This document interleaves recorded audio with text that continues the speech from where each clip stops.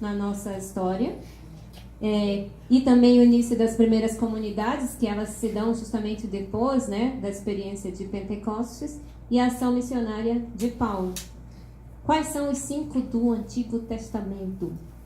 A criação, a aliança com Abraão, Êxodo e a história de Moisés, rei de Israel, Saúl, Davi, Salomão e os profetas Isaías e Jeremias.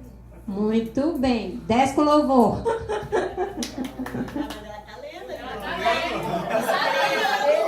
Olha os invejosos, tá vendo? Olha só. Ok, e agora do Novo Testamento? A vida de Jesus, a paixão, a ressurreição de Jesus, Pentecostes, o início da atividade e a ação missionária de Paulo. Muito bem, vou perguntar de novo. Mas aí eu vou querer sem colar no caderno. Não, eu não colei, professora, eu falei um segundo seu. Amém, professora. Aqui a gente tem... Tá na frente de alguém. Não, tá de boa. Aqui pra não me bater, porque eu sou meio desastrada. Por você eu não sei. Falo por mim. Aqui a gente tem uma linha do tempo completa. Já pensou ter que saber tudo isso daqui? É demais, né? Eu peguei do mínimo que a gente precisa saber, né? Aqui estão destacados aqueles pontinhos que coloquei, né, na projeção anterior.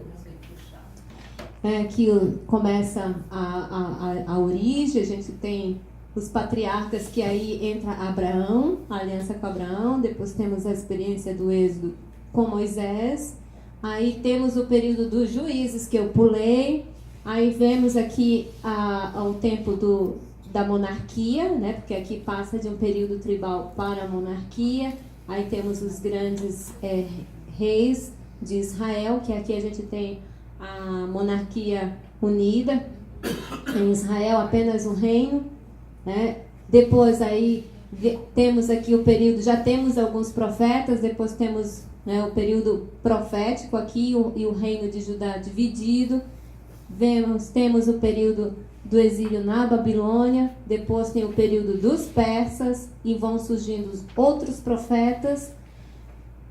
Aqui temos o período grego, o período romano, que é o tempo onde nasce Jesus, durante a dominação romana na terra de Israel. Né? Jesus é o marco do que vem antes e também para tudo aquilo que vem depois. Né? Então aqui, por isso que é central saber a vida de Jesus, né? a sua ação missionária e também a paixão, morte e ressurreição. Aí continuamos aqui depois, né, com as comunidades, com a experiência aqui, a pregação dos apóstolos e até chegar hoje. Se a gente fosse continuar para cá, é aqui a nossa história que nós escrevemos, né, com a igreja.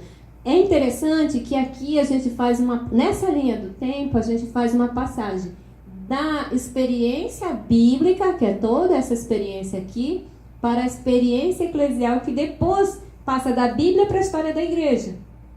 Por isso que são duas coisas também interessantes que a gente deveria estudar. A Bíblia e, na sequência, um pouquinho conhecer a história da igreja, que é a nossa história de salvação.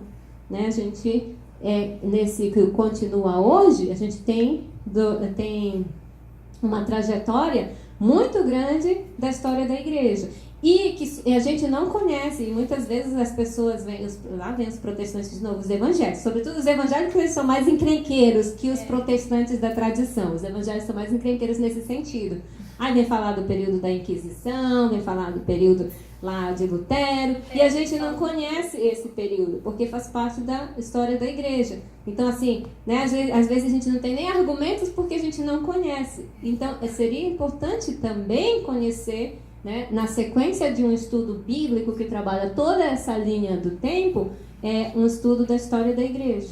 Mesmo que seja mais compilado, resumido, mas que a gente, assim como eu fiz esses 5 pontos do Antigo Testamento e os 4 pontos do Novo Testamento, que é básico saber, a gente deveria ter uma linha do tempo da história da igreja, assim, coisas importantes que a gente deveria saber de cor e salteado na memória.